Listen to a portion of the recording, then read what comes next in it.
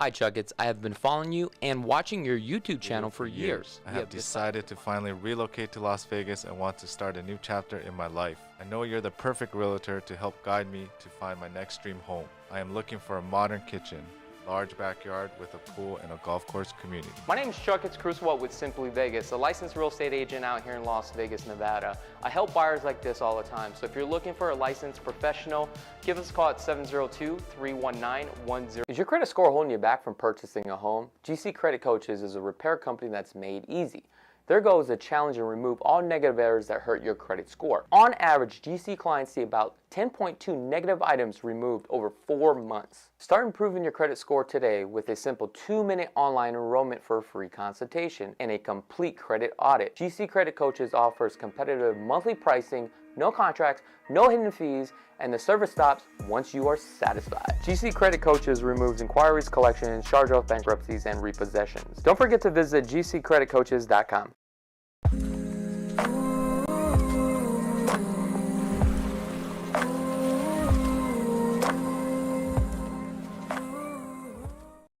Does your house look like and have you been considering remodeling your home for some time now? Well, if you love real estate like I do and appreciate the attention to detail in the craftsmanship required to build a remodel or a gorgeous home, then I got the perfect company for you. Guys, I highly recommend Design Zone Remodeling. They are a stellar company that will turn your outdated home into your own personal sanctuary. They specialize in bathroom remodels, kitchen remodels, and full house remodels. Design Zone Remodeling has a reputation for excellent workmanship, competitive fees, and being able to offer a wide range of services and deliver the outstanding results to their clients. I use Design Zone Remodeling on my personal properties. Give Design Zone Remodeling a call today at 725-223-0871 or visit their website at designzoneremodeling.com to request a free consultation today. Attention contractors, remodelers, and homeowners. Is your renovation becoming a pain in the glass? Here at Glass Vegas, we take care of all of your glass needs. From a broken window to custom shower doors, mirrors, winding closures, storefronts, railings, and much more. We can even help you with new or replacement thermally broken windows. We're a full-service, woman-owned glass company that provides unparalleled workmanship, excellent communication, and great customer service. Glass Vegas. We do glass with class. Hey, what's up everybody? Did you know that 96,000 people move to Las Vegas every single year? The question is why? Well, due to the Fed's interest rate hikes have increased the cost of living for many Americans across the country. Americans are now looking to relocate to Las Vegas because of no state income tax, low unemployment, low cost of living, and affordability for housing. We're also the entertainment capital of the world. So if you are thinking about relocating to Las Vegas, we would like to offer you a free Southern Nevada market report and a relocation guide. All you have to do is click on that link below to claim yours today. And projects backed by our 20 years of experience. Whether it's a closet, pantry, garage storage, floor coatings, entertainment center, laundry room, home office, custom bookcases, and window coverings, Closets Las Vegas will give you the look and feel you want in your home. Please contact me, Pat, for your free consultation, and don't forget to ask about 0% financing for 18 months. I look forward to working with you.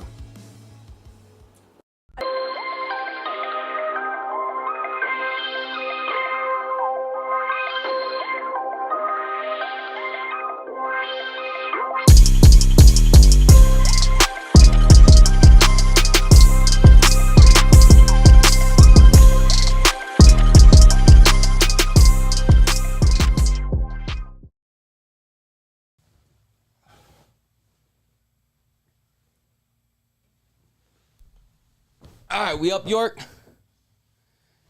All right, guys, welcome to the LV Home Experts podcast. So I got my brother here. We're calling him L. That's right. So what's going on, brother? Crazy day today, man. You caught me on a good one. So a little bit nervous. I've never done a podcast before. Why? You're only live. I know, right? And I don't even know how many followers you have on YouTube because I don't do a lot of YouTube. I do. Oh, really? Yeah. So Little Yeah, bit. you know what? Don't even look at the camera. I'm turned down. After a while, you just forget it. Here, just throw it right here. Throw it somewhere. Oh, I got you. Yeah, throw it right here on the table. Why would you put it in your pocket, my brother? No, just put it right here. You're fine. That's a great way to start the interview. Yeah, exactly. There you go. All right, so All right, let's start from the beginning. First and foremost, aloha, my brother. that's right. Straight up from Hawaii. First of all, before Yeah. we break into any of that stuff, Okay. I want this to be a little bit, local style. So Local style. yeah, well, just like for the boys, FTB. Oh yeah. So tell me just real quick, 30 seconds about your roots in Hawaii and Oh, okay. So me, I was raised in Hawaii. Went to Red Hill Elementary, Manoa Intermediate, Manoa High School. After about 21, I was like, hey, you know what? Tired of all that scene. I wanted to get off, and dude, been here ever since, dude. After that, I can't even go back. Because every time I go back to Hawaii, this is way too slow for me. and that's Honolulu. That's crazy. Yeah. Because So- originally, what island are you from? Big Island from Hilo. Oh, where you live at in Hilo? Or where did you live at in Hilo? Well, the Big Island is pretty much broken into east and west because the mountain range separates wet side and dry side. So you have Ho'oilo, Calvela, and those are basically the two seasons, wet and dry. I'm from Hilo, the rainy side. Historically, not like the favorite tourist destination. Yes. But that's home. Yeah. What's crazy is I think the Big Island has the only place that has a total of 11 climates, right? That's crazy that you know that. Yeah. Which is kind of crazy because when you drive around the island, it gets hot, cold. You can literally go up to the snow. Then after you can go to the beach. The only one they don't have is tundra, Mm-hmm. like Arctic ice and. Oh, sorry, I'm not supposed to swear on this. Huh? You can swear, I don't care. No, I don't want to be a bad. I don't You don't- want to be hey. a bad influence. It's hard though when Yeah. you're talking pigeon. Matter of fact, where's your matter of fact, let me show the audience this because I think this is kind of cool. Here, take your beer too. Is this okay? to have No, a beer? bro, that's only. Sure? No. That's for you. That's for you. Yeah, but you don't want to have one? Oh, if you're gonna have one, No, I want you to drink it. Here. this was kind of a joke. I thought you really brought this to me because you're like, hey. Nah, I don't. I mean, we drink Heinekens, So 'cause- here's the thing, real quick. If you're from Hawaii, you got Heinekens. And matter of fact, if the sponsors see this, make sure to sponsor me, okay? For Heineken. green bottles. Yeah, green bottles. So that's a big deal in Hawaii. But anyway, Hilo. I didn't know you didn't drink, man. I'm sorry. It's okay. It was kind of a joke. Oh, really? You know what's Yeah. crazy is a lot of people think I drink, smoke, do all that. I don't even do any of that. I mean, how can you when you get to this scale, which I'm sure we'll touch on later? It's like you can't really do that anymore. You have to. I'm just not into it, bro. It's like for me, it's a waste of time. Well, you have to maximize your time. Your time Yeah. is a pie, and you only have so much to allocate. So how long have you lived here already? Let's get close to the mic there. So I started coming, probably like 2013. I started coming very frequently, once a month Okay. for about 3 years. We were long distance, and I was still in IT then. We did consultant contracting for Apple for private education, and family stuff started kind of coming together, and somebody had to relocate. And when did you get your broker's sales license here in Vegas? That's a sharp question. It's been several years. That long? No. Well, how long is several? I don't know, like 3. All right. Now I'll level with you. So, am I like 4? Sorry, I just swore again. I want to say 4 years. 4 years? What made you get into real estate? My good friend, Mr. Daniel Kalai, aloha, thank you.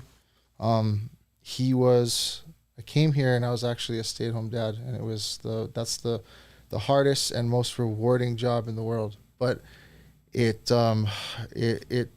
pressures you in ways you would never understand if you hadn't experienced it firsthand. And most of the time, it's women, right? Just to be honest, no hard feelings or anything like that. Just that tends to be the trend. It changes more these days because there are more women breadwinners and stuff. But in this case, it was me, And it taught me a lot about myself, being not alone, but alone with someone who can't speak verbally. Yeah. Non-verbally, sure. Okay. And I had to adapt to be able to care for this little person, but also kind of reintegrate into society or the professional world. So how many kids you got? 2. 2? Yeah. And how old are the kids? 3 and 6. What's their birthdays? August 16th. Oh, and so you April do know. 26th. Oh, you do know. Yeah. I don't know my kid's birthday. Why is it? I just watched this video, right? Is that like a thing you bust out? No, Kid's birthday? no, because I just watched this video last night where That's a dick move. But, there was this guy like walking the streets, right, and he was asking like dads random questions, like how well he knows his kids, and he didn't know. So that tells me you're a good dad. You know all that. That's a good thing. Bro, I mean, they're my. When you talk about your big why or your motivation, Yeah. right? That's it. That's Okay. It. Yeah. And what company do you work with? Where I hang my license? Yeah. Elias Kellum LLC, baby. Oh, there you go. Love that. Okay. Incorporated year 4? 1, I think. Oh, really? 2. Yeah, jumped the gun. Did an elected S corp. Didn't make shit, but it paid off later on. Okay. Let me jump right into it. Let me get your analysis of the current market, your opinion. Where are we at and what's going on here in Las Vegas? Dude, that's a super nuanced question. All right, let's get the mic close. You could always move this. You're nursing. Lightweight, cuz. There's nursing over here. Lightweight. Okay. This is just your opinion. I just want to know your opinion. You asked, so you're gonna get. I'm known to be volatile or long-winded. Well, that's fine. So It's not about me. It's about you. it's there's so many ways that you can look at it. I mean, what do you specifically want to touch on? And Well, I just want to get your analysis of the market. Like, what do you see? Like, what's going on?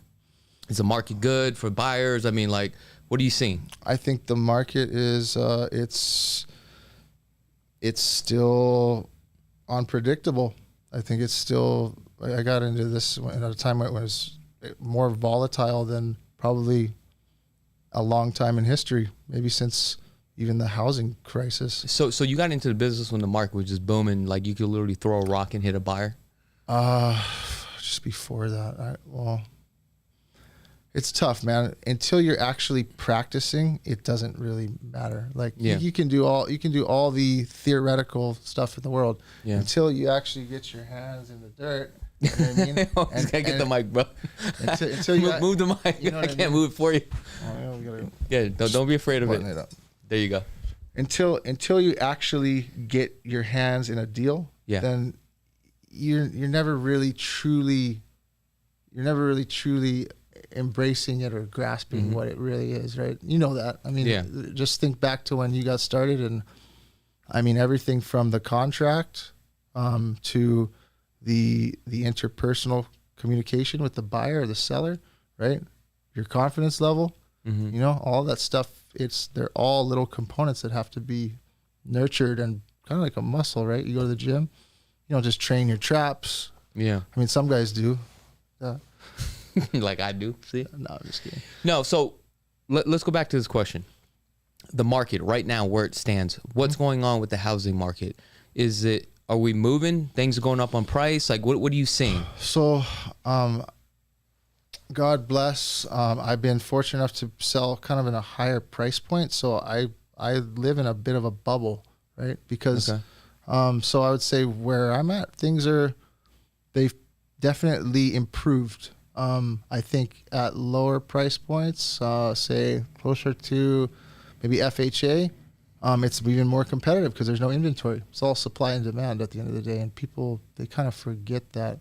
I think like in Summerlin, I was trying to find a client a 500,000 single story. There's nothing right in Summerlin North. So do you work more on the luxury side, or do you work more on, anything below like 500? I help whoever is in need. Okay. And whoever comes my way. So you don't really like just specialize in one price point then, basically. I've been blessed by my superiors. It's kind of been a trickle down business. I committed to them 100%, and my goal from that time, because before I was kind of back and forth, was I'm not here to spread what you have thinner. I'm here to bring more food to the table. Yeah. And once I really committed to those words, it started happening. It wasn't pretty necessarily, but it's flourished, and it's I've gotten to work with a lot of really, really cool people. So right now, you're talking about 500 and below. Obviously, looking at Summerlin is going to be very hard to get into because the median price point in Summerlin, just to get into Summerlin, you're probably around 700,000. Other than across the Las Vegas Valley is at 465,000. So that being said, is it hard to get a house right now as a buyer under the $550,000 range across the board? In Summerlin, I mean, most of my sales are in Summerlin South and Summerlin West, so I can't speak for. I am a data guy, but I had to make a conscious decision to stick to one thing because I think about too much. So it sounds like you focus only on Summerlin. Is that correct? Summerlin is that kind of like South and Summerlin West, pretty much. Yeah, and I know it like the back of my hand because I live at the southern point or southern tip, right by Regency, by Toll, and my daughter goes to school in Summerlin West. I shouldn't say that on YouTube, but anyway, I don't know. I mean, there's tons of schools out there. Yeah, but here's the thing. If it was just me and you, I would have said it. But, yeah, but that's fine. See, now, look, and I'm experiencing his life. It's tricky. No, it really is. I remember I asked you that one time. I said, does it ever get? It was when you had that class. Does it ever get exhausting or wearing? Right? He said, yeah. Some days I don't want to make a fucking. Yeah, sometimes that's just how it is. Sometimes, but now the other day, what I realized in the marketplace, because I've been taking out buyers, right, and I do a lot of new homes too, obviously, and in the Southwest, okay, and this buyer's around 600,000. In the Southwest, I literally went out. We looked at probably about 8 different tract homes, right? 8 different builders across the board, and client liked pretty much all of them, right? It was very easy to find a property. However, there was actually a waiting list for every single property. Like, you have to wait. So you can't just walk into a brand new homes tract now, right? Well, run me through the criteria, just main takeaways. So 600,000 and below. Single story or 2-story?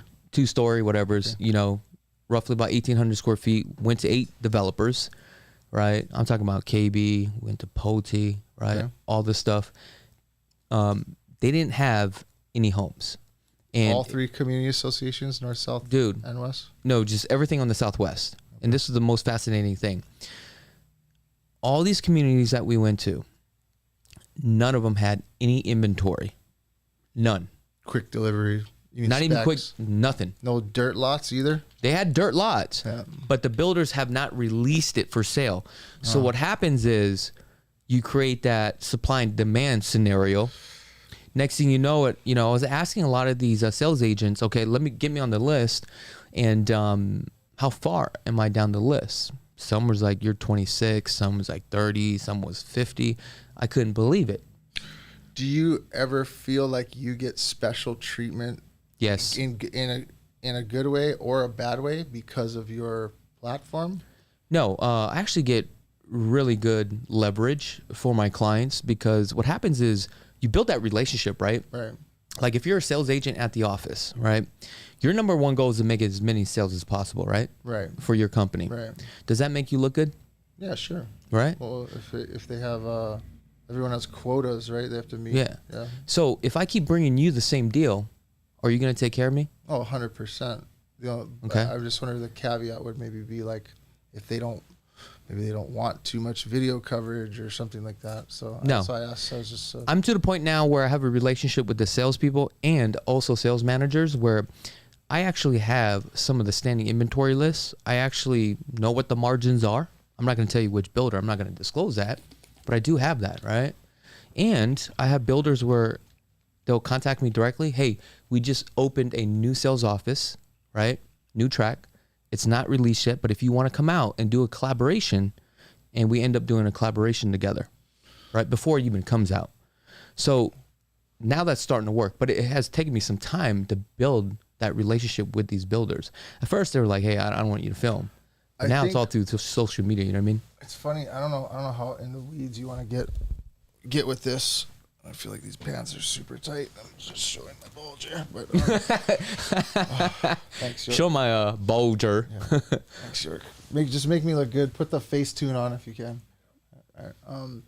For new construction, I think because of the team that I've been fortunate enough to work with and train under, as well as the brokerage, community style, or say Ohana style in Hawaii. Yeah. And that's largely why I'm there. It's given me an opportunity to look at new construction at a very high detail, or just how would I put it? I understand the transaction in terms of nuances that I think the general population of agents don't. So like the stuff you're talking about, what I would say right away is people who want to learn more about what you're talking about, because what we know, we've learned from experience. Yeah. Get on New Home Source Professional, which most people have. Get on Builders Update. Get on, God, what was the other one this sales manager just told me about? There's a data, basically they release every quarter and every week what you're talking about, the margins and what they're selling. And that data is all out there. And there are different agencies and organizations that will provide it to you. You just have to know where to look. Correct. And the other thing is you have to know how to apply it, right? So having all the, like I can be a data hoarder. I have all this information. I have all these certifications. I had certifications with Apple, mobile device management, whatever, network administration or whatever. But if you're not utilizing it in an effective way or a novel way, right, for your business or for your family or whatever it may be, then there's no point in that. So find a good balance, seek out the information. It's there, and also seek out help from guys like you and me. Oh, I appreciate that. Yeah. Now, let me ask you this. Where do you see real estate going in the next 24 months here in Las Vegas? I mean, we got elections around the corner. I tell clients this straight up. I say anybody who says they know is full of shit. Yeah. That's how I feel. I don't know. I mean, I'm not an economist. I'm not in. Well, there's tons of economists gets it wrong, but again, it's speculation. Yeah, I mean, what's your opinion? Do you think we're going to just keep increasing in price? I think you have to look at supply and demand. That's the core of this industry, and most industries is what I've learned is supply and demand control everything. The supply is high, and the demand is low. Then you have one scenario. If it's reversed, then it's a different scenario. Yeah. Prices go up or they go down, and that's it. If you want me to but you end up just guessing, because look at the interest rate thing. The interest rates were supposed to go down. The builders all started pulling incentives. And did I not tell you that they're not going to raise rates? When everybody said they was going to raise rates, there's no way you can raise rates just due to the fact that we owe more money than anybody. And I think every quarter we are like in a deficit with our taxes, which is inflation is here to stay. It ain't going anywhere. Right. Now, I'm just going to give you my predictions. I think this year home pricing will go up anywhere from 3% to about 4.5% this year because of the supply and demand. There you go. Even though interest rates are still high, people are so used to the interest rates now. And what's happening is I see a lot of builders giving out the incentives where you can literally buy down to like 4.99%, right? And that's a really good rate, right? Right. The only people that are going to be hurt in today's economy is the average household income that only makes about $80,000 a year. So those are the people that are going to be hurting. However, there's a lot of clients that I work with, and that's about 95% of my portfolio. People from Hawaii, people from California, from the East Coast, right. They're selling their properties and they're cashing out, and they come here right? And they are literally saving 10% just on state income tax, number one. And number two, they're buying it cash. Right. Cash. And it's very hard to compete because if we look at the data right now, FHA is only about 18%, VA is only 8% of the buyers. That's only like 26% of the market share at this time, which is, it's unbelievable. And typically FHA and VA buyers, they don't just have that kind of money to put down. And typically those are the kind of people that are making like less than $80,000 a year. It's just, it's going to be a transition for everyone. But it reminds me back home, what happens to the locals, the Nevada locals. Yeah. You know, it's exciting for people starting on a new frontier. It's also sad for people getting priced out of their home. So, I think what I am comfortable saying is just to touch on where I think things are going. I just told you, we were making offers at about 500,000 and there wasn't a lot of inventory. So if that continues, I didn't even know they even had homes for sale in Summerlin for 500,000 because you ain't buying a brand new one. Well, it was single story too, and it was a townhome. Oh, I mean, it's a townhome. I mean, it's different from a detached. There were SFRs though. There was some. It was very interesting to look at that because my business has evolved with kind of the team and what we're working on, what project we're currently, I guess, representing. I can put it that way. So I've gone from 55 qualified. I sold in every 55 qualified community in the Summerlin Master, with the exception of Trilogy, which is technically townhome condo. Yeah.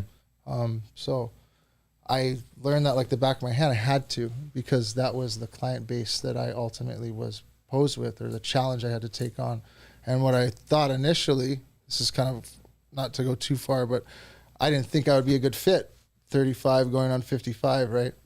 But what I learned was I was actually a great fit, and it came down to patience. People in that stage of their life, their golden years, they're very in touch with what they want. They have the money, and they just need someone to give the proper care. With the luxury stuff, I had to reinvent myself again, and it was hard at first. It was very hard. But again, I learned things, and people are always people, but there are nuances in each niche of the market. What does luxury mean to you? What price point is it? Luxury is, so by definition, this is a great question. I just had a conversation with a colleague. So luxury is a price point. It's not an aesthetic by definition. Yeah. The Luxury Institute of Marketing, it's one of the certifications that I've been eyeing. I don't know if I necessarily need it, but it's a good marketing, and it seems like a good organization. I talked to them on the phone, and I think they're a good thing to professional development, continuing education. It's always good, right? So they have a drop-down menu on their website, and it literally goes by state, city, county, and guess what Nevada is? What? Tell me. 680. 680. So wait, I'm confused. 680, like that's luxury? It's determined by and I don't even quite understand it. I think it's determined by market. Yeah. Just like FHA limits. Well, from a luxury standpoint, I mean, from an agent standpoint, what's the purchase price? Personally, what do I think it is? I think it should probably be above $1 million, right? Before, for me, it was, but now it's about $3 million. That's where I consider luxury. But that's my personal opinion. Because I've noticed around that price point, the clientele is completely different. It's all about customer service basis. You know what I mean? I think it should really depend on the aesthetic. I think the design of the property is what it should truly be judged on. But obviously, that's hard to. It's less tangible, right? So. I want to talk about this. Looks like first quarter. $3 million. This guy. Well, you're the luxury guy. Here's the thing. When people ask me, do I specialize in luxury? $3 million is that's serious. That's a narrower buyer pool, and it takes a lot of takes a lot of nurturing, and it takes you also have to be confident in your craft and your knowledge base and what you're talking about. People at that level, they're not. It doesn't get easier. They're typically smarter than you, unless they won the lottery or something. They work to get their money, and they're gonna watch you, and they're gonna watch what you do. Well, I feel like people, you know, when you start hitting that 2 million range, they're very educated. They've bought more than one home. They only use you because they like you. Right. That's it. That's all it comes down to, and it's a customer service basis. But I want to talk about this the first quarter of this year from your standpoint of view. How many transactions have you conducted, and how was it? I don't even go by trends. I'm at like 5.5 million or 5 million. I don't want to overestimate, but well, 5 million. I mean, damn, 3% of that sounds like you're making pretty good money. We'll talk about that. That's I mean, you know, everyone is there's you have to pay money to make money. Yeah. And what I learned a long time ago is I come from a place where a lot of folks are at the poverty line or below. Yeah. So my sphere of influence, as is commonly referenced in real estate, work your sphere of influence, work your sphere. You know what I mean? Do that. Work your database. Keller Williams, right? Yeah. One of the greatest real estate curriculums probably of the whole industry, right? If your database is at 250,000 or 500,000, how do you transcend that? Well, you have to go and you have to find a group or a team that allows you to establish a sphere of influence at a higher price point. I want to talk about the National Association of Realtors lawsuit for $1.8 billion, but they just settled out. So the National Association of Realtors, a powerful organization that has set the guidelines for home sales for decades, they have agreed to settle the series of lawsuits that paid out $418 million in damages. So, what's your thoughts about this lawsuit? I don't think. I think it's more of the same, man. I mean, we've seen a lot of. We see this in all areas of our government and our leadership and the organizations that oversee whatever industry we're in. There's good and there's bad, right? There's always the hero and there's the villain. What is it going to do to us? I think I was just talking to my buddy about this today, and we just had this meeting that I couldn't get on, which my broker's probably going to kill me over. It's going to probably make things harder for agents and for buyers. Okay. Right. So, and particularly buyers that don't have a lot of capital to become a homeowner. So you said it's going to be hard for agents. Why is it going to be hard for agents? Because you're going to have to, your value proposition is going to have to be better. Now, for the audience, let me just kind of explain about this lawsuit. So, yeah, I mean, you got to. So you have this lawsuit, right? Because what happened was you have a seller is paying the listing agent a 6% commission, but then on the MLS, which is the multiple listing service, you're giving up another 3%, right? Right. To bring over that buyer, right? But then the seller says, why should I pay the buyer's agent the commission? So now that 3% will probably be gone. Who knows, right? So that's where that lawsuit is, right? And it just got settled. But I want to talk about, well, how is this going to affect you as an agent or agents around the country? I mean, it's sink or swim, man. I mean, we'll either be putting food on the table in 6 months from now, or 18 months, or whatever, or we won't. Right? I don't know. We adapt and overcome. It's pivot and profit, baby. Right. The good news is this. You know the deal, bro. Hey, the good news is this. It wipes out a lot of agents. Right. And this is sink or swim. So, right. But you got to look at this as a positive thing. Right. So at the end of the day, as long as you know what's going on, you can pivot the profit. But most importantly, this is about the buyer, okay? Because if we take a look at the statistics, and I had to type this out because I can't remember the statistic. So take a look at this. In the last 180 days, okay, here in Las Vegas, we sold 12,275 properties. Now let's take a look at the type of transactions. So cash buyers, right? in the last 180 days was 3,449 properties that have been sold. That accounts for 28% of market share. Now, if we look at conventional buyers, it's 5,403 properties that have sold. That accounts for 44% of the market share. Sure. FHA is 2,164 properties sold, and that also accounts for 18% of the market share. VA, 930 properties sold. This accounts for 8%. Now, if we take a look at this, and what does this really mean to you guys? So we know, number one, cash buyers, they can just pay cash for the property. May I see? Yep. Just 'cause it's, so if we take a look at FHA and VA, which accounts for a total of 26% of the market, typically what happens is buyers that are getting those type of loans don't have enough money to come in with closing costs, especially in today with low supply and high demand, especially on the resale side.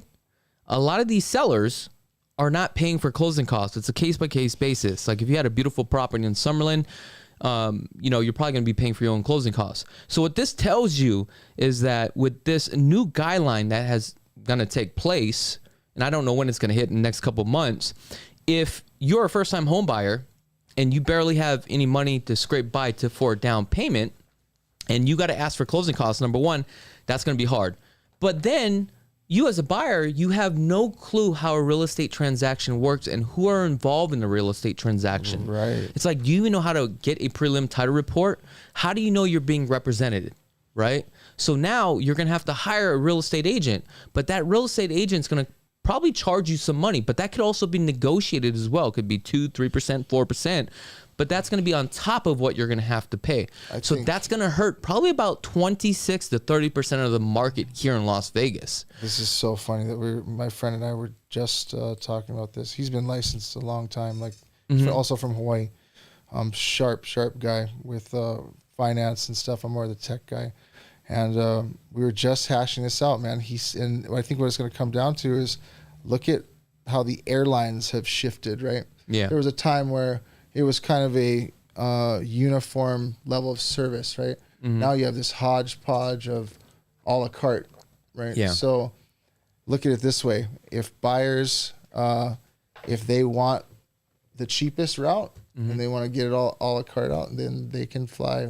I'm not going to drop a name, but we all know which airline that right? You got to pay for your seat, you got to pay for your kid's seat, this and that, right? If you want the full service, if you value the service level, and as you said, the knowledge base and the etiquette and basically everything that comes along with, I would say, a higher probability of success. Yeah, this is not a pair of sneakers. It's a big decision. Yeah, and you need to take it very seriously. If you want to kind of roll the dice on it, then those products will be out there too. But it'll be a choice for the consumer. Now, there are some buyers out there that have bought homes before. They've gone through the process, like me when I buy investment properties, right? I just buy it myself, right? I deal directly with the seller. It is what it is. Right. There are going to be some buyers like that, but it's okay. But majority of your buyers, they don't understand the process and the magnitude and the things that come with, purchasing a home and knowing the laws and knowing how to protect yourself when you're purchasing a home. Imagine buying a home with a cloud on title and you wasn't aware of it. Oh, jeez. You see what I'm saying? Yeah, I mean, and I wasn't even. Now, it's just like in Hawaii. For an example, you can buy a home in Hawaii, but you have leasehold estates or fee simple estates. What happens if you're like, hey, I bought this property, you have no clue, but you bought it, but it's a leasehold estate, but it's not a fee simple estate. Or you buy in Lava Zone 1. Yeah, see, look, these are things that you just need to be aware of, right? And that's the reason why it's so important to have an agent.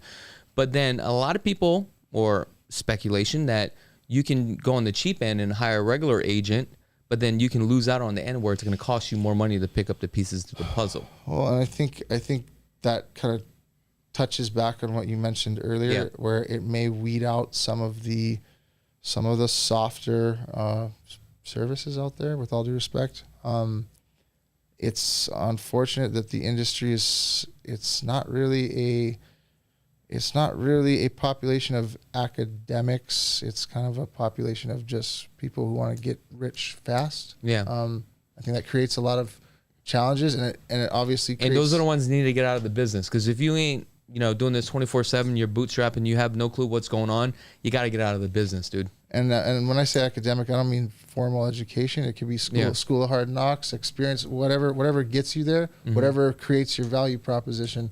But the reality is it's gonna get to that point, and people are gonna have to really show why they're there. Yeah. You know? And I think that the other thing I've been thinking about a lot too is trust and loyalty are the foundation of everything, right? That's our old car, or our fiduciary duty, right? And I think that gets overshadowed or lost sight of. And I think more agents need to be mindful of that.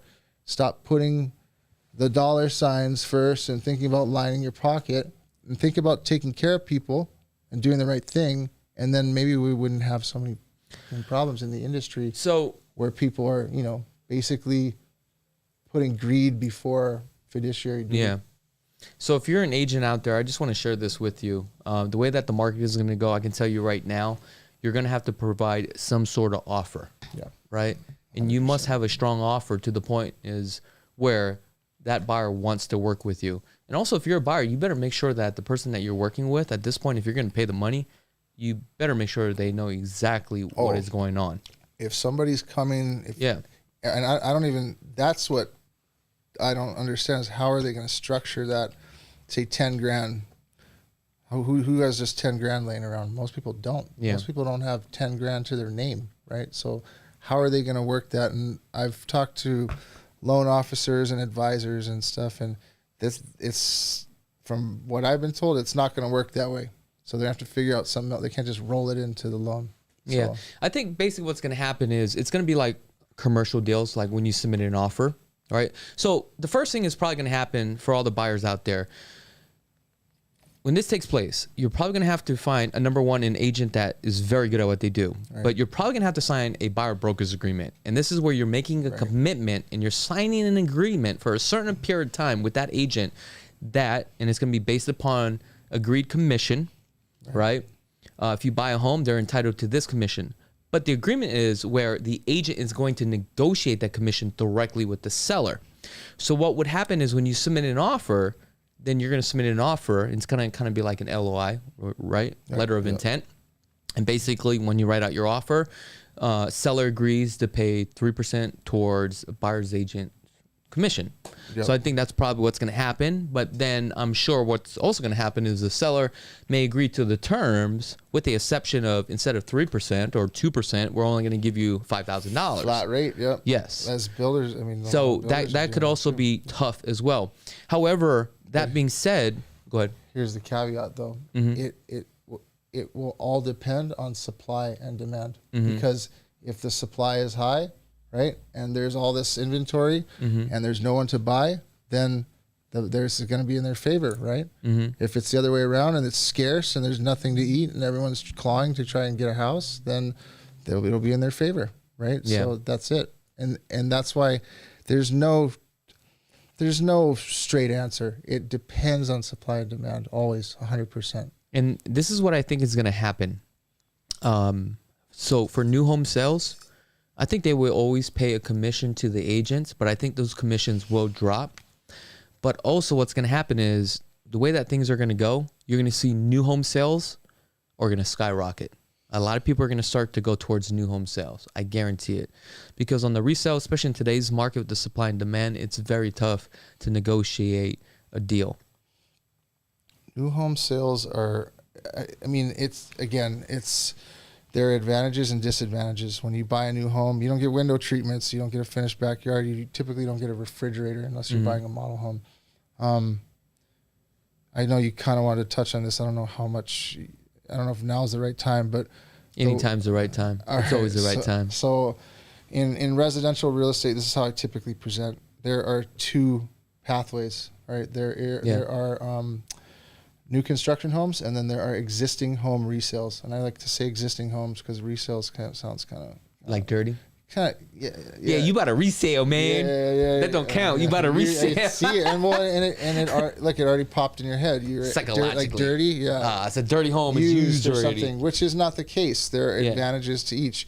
Within a new construction homes, you have basically 3 pathways. You have a dirt lot, and then you have the spec, quick delivery, quick move-in, or the unicorn, the third one, the model home, right, or show home, as some. The model home. Yeah. Okay. Go ahead. I'm listening. Okay. The only time, typically, in most situations, I don't want to say always, all right. The only time you get a refrigerator or a finished backyard is you buy a model home. There are some exceptions, customer experience or whatever it may be, some little anomaly. Right? Those are all expenses.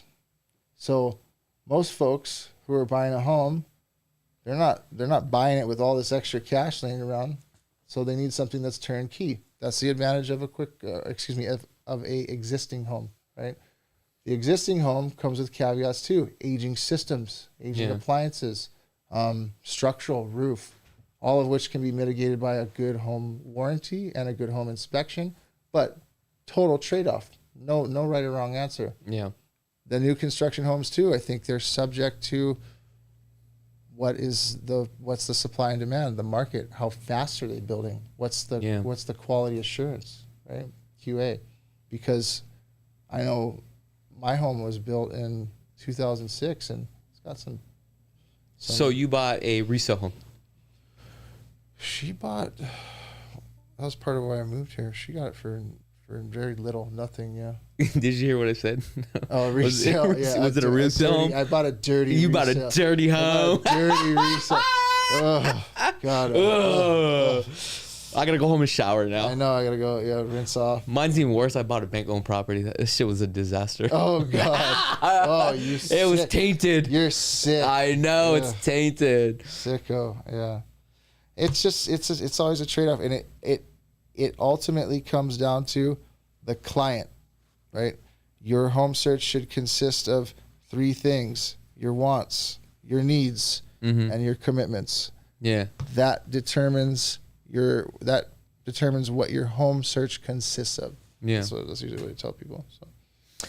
So. Resale is good and bad, but it also depending on the year of the home, because as the years go along, when it comes to construction guidelines, they change on a consistent basis, right? Like AC units, insulation, type of drywall, just like all kind of stuff. But you can literally walk into a resale home that is 10 years old, but then you realize the AC unit has been replaced. Right. You have a brand new hot water heater. Right. Do you know what I mean? It's just certain things. But again, you probably wouldn't know that unless you work with an agent that understands the product and the material of the home. I mean, I was at Keller Williams family reunion, and I got to see Tony Robbins, and he was talking. Next time you see him, let him know he still owes me money, bro. Hey, well, you still owe my client feedback. Feedback? Yeah. What feedback? He doesn't remember the video. Go. Repost that story right now. Yeah, repost that video because I have no clue. Chakits, you. You I can't say it on live television. Where my client's still waiting for his feedback. What client? It was in Summerland South. Oh, I don't even know. Yeah. But anyway, I'm sorry. Go ahead. No, I was just messing with you. But you did put it on your story. I don't know if you actually ever sent the feedback though. I don't know. I'm just kidding, bro. You're busy, dude. It's all good. I mean, I have no clue what you're talking about right now. I'm just like agreeing. No, I was just messing around. Where was I? Joey came by the open house, and that's when I did it. I sent it to you, and then they texted. Wait, so what it sounds like you're saying is I showed a property to one of your listings? Yeah, I was you know when you get, have you ever seen your showing time alerts and it says celebrity showing time? So you know what? This is the feedback. He didn't like it. He goes, yeah. What did he buy it? Exactly right. But, Okay. Well, but yeah, I mean that's kind of, but that's a feedback. That's kind of a cop out. Typically, the kind of if and bro, I'm terrible. I'm by no means a saint. Typically, what I would like to hear would be like, well, It was a great home. For $1 million, I would expect this, and this, or I really admired that. Let's get that mic. People can't hear you. Things that are sorry. These pants are just getting smaller by the minute. What's wrong with the pants, bro? I don't know. Why is it getting smaller? I don't know. It's just the couch and the way I'm sitting over here. It just feels like it's riding up. Like But you know what? That's a style right now. I'm saddled up for the horse. I mean, that's gangster right there. Thighs and just yeah. Are you gonna wear a suit during the summertime? I know we're off track. No, man. In fact, I'm glad you brought that up. Today was probably if it continues, which I heard it's gonna get back in the 40s next week. I don't know what. I love the cooler weathers out here. I do too. I can't because stand you can the wear a jacket and layer and be how you do it. Just put some suave on it. Yeah, some slippers and that's it. Done. Do some Ryan Panada. And then, did you see the one where they had every? I don't know. I wonder if you were on there. They had every guy, and he had they had his staple thing, like colored hair. Mm-hmm. One of the guys had like the bulge, small clothes. No. Yeah, I don't know. It was anyway. It's pretty funny. All right, where were we? Oh, let's talk about this. Earlier when you came in. Sorry, I was at the hockey game last night, so I'm a little bit. When you came in, I guess you were working with some clients up in Toll Brothers, right? Oh, what was that community? Yeah, big day today. So, actually, great day today. Thank you to my clients so much. We've been really doing some serious investigating, and I think that's oftentimes why clients choose to work with me, and it's oftentimes why I really enjoy doing what I do, although it is a shitload of work. He's like, even though it's a shitload of work. If somebody comes, there is a lot of work. They come especially if you come from out of state, as I did, not too long ago, so I can resonate with that. You gotta know what. Oh, I'm gonna buy a house in Henderson or Summerlin or Centennial, and I don't know where the hell I'm gonna get my groceries. Yeah, it makes zero sense. So that's why I was saying your wants, your needs, and commitments. Where you got to drive to work, who you got to take to school, where you want to go get your whatever huli chicken. What is huli chicken? It's when they turn. It just huli means to turn. It's okay. Chicken. That's for the viewers out there. Where you want to get your Heinekens.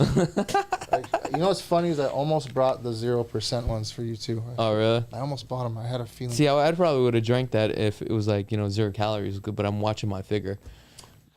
Come on, it's one beer. We got about 7 minutes on here, so. All right. So, anyway, we went to Toll Brothers Ascension today. We finally got an appointment, not to be on the VIP list, but to actually be selected for lot releases, which they may or may not choose, depending on... Okay, explain what all that means, because I have a few of my agents, they have clients on that VIP list. List is about 500 deep. It's very long. Okay, right? so for that portion of the video, you're gonna cost you $100. Exactly. But so go ahead. That one we'll go into VIP or whatever. How do you? Yeah. So no, I'm kidding. Kind of explain what's going on, but I just want to explain to the audience how that process works, because again, this is where I say that the market is so hot. Even the brand new homes, they have such a long list of buyers. They build up that pent up demand where they release certain lots at a certain time. But some communities will do a drawing. Right. But explain what's going on here, so that way they're aware. How does that process work right now? So again, it's a matter of supply and demand. That's the only reason the builder would be able to entertain something of this nature. Yeah. So with this particular situation, largest land acquisition from Howard Hughes in history. Mm-hmm. If you don't know about Howard Hughes in Summerlin, go look it up. It's a really, really cool story in history. Bought it all for about $75K. And I don't know what Toll and Pulte bought that strip for, but it was probably... Do you know how much it was? Mm-mm. Can you... Can you pull that real quick? Well, we got 7 minutes. Oh, actually 5 minutes. Wrap it up. Anyway, Yeah. just when you have time, I'd like to share that because that's a lot of it. Or just Google it on your phone, York. Be easier. Yeah, just pull it up so that we can. Well, I mean, you got a phone too. Yeah, but I don't want to be. You're not gonna be rude. How's this guy? This guy, I'll pull it up. Oahu over here, bro. You don't know. Okay, so. All right, you got me in the weeds now. Okay, no, So we're basically- talking about the process. So basically, Yeah. you come to a builder. They have limited supply and high demand. Okay, I'm gonna break this down real simple. Okay, they can do essentially whatever they want because they control the supply, right? So in a situation where everybody wants to live in Summerlin South because it's tucked between the Summit, where Tom Brady, Mark Wahlberg, Celine Dion just sold her place. You know the deal, right? You've got Blue Heron Custom Homes in there that are, Okay. I don't know how much more, but the same home in Henderson is a fraction of the price. Okay. Okay, So hold there- on. So hold on. Yeah, go ahead. So they release 6 lots a month, let's say. Okay. And you go on a waiting list. There's a waiting list of 1,000 people. Hey, Supply and demand, bro. all I know is if I walked in there and there was like a waiting list of 1,000, I'm walking straight out and I'd say, I'm going to buy somewhere else. I ain't buying there. That's crazy. Well, I mean, and Because you'll never get that house. and that's not up to you. It's up to your client. Yeah. And that it all comes back to fiduciary. Well, I'm just saying if I'm the client. Oh yeah. Because you know you'll never get that. What if one of their wants, needs, or commitments is there? Maybe their kid goes to Gorman. Maybe they love Mark Wahlberg. Oh, so check this out. The property recorder shows that Toll Brothers bought 128 acres off of Town Center Drive near Tropicana for $69 million last week, 3 months after the builder received a county approval for a 324 home development here. Well, when I say last week, technically it wasn't last week, but this is an old article. 69 million. Yeah, we should probably put that into proper tenses though. Okay, yeah. So basically What's 69 million. the date on the article? I don't even know. Let's see here. But anyway, oh shit, 6 years ago. So basically, what did it go for 6 years ago? 69 million. So it's worth. God, Dude. that was before. So the average home, think about this. The average home right now with Toll Brothers out there is going to be probably Wait a minute, about 5 million. So they acquired it before the. Yes. pandemic? Oh my God. So check this out. That place is worth a fortune, $1 million. So check this out. So 324 homes, okay? You're going to take 324 homes times average is probably going to be about 5 million up there. Let's be realistic. Dude, $5 million for what? for a house. No, it depends. Dude, dirt lots up there are going to go for about 500 and up. Just the dirt lot alone. I guarantee it. I was just there. How much is a dirt lot? Don't say 30,000. I'll smack the shit out of you right now. Because I go buy one. Oh, There's no way. How much was it? Talk to me off camera. I can't give away all my tricks, bro. That's why. There's no way that lots are going for cheap, dude. They're probably selling lots for like $500,000, dude. It's a product line. Bear in mind. Oh, let's get the mic. Let's get the mic. It's a product line. So Okay. there's gonna be probably $5 million ones. They built. How much do you know about the? They basically engineered this platform called Caprock, right? Or Caprock, and then Pulte has another name for it. But anyway, that plateau, right? It has a man-made strip view and it's the last piece of land from Howard Hughes in Summerlin South ever. So it's really, they can put whatever price tag they want on it. It's just price is a matter of what someone is willing to pay. Remember that. Yeah. Because we bought a couple up in the Mesa Ridge Yeah, I just sold one for the client. Did you sell the model? Oh god, that's a soft Dude, they spot. dropped that model by $1 million, That's a soft dude. spot for me. I that's the one that got away, but it's all good.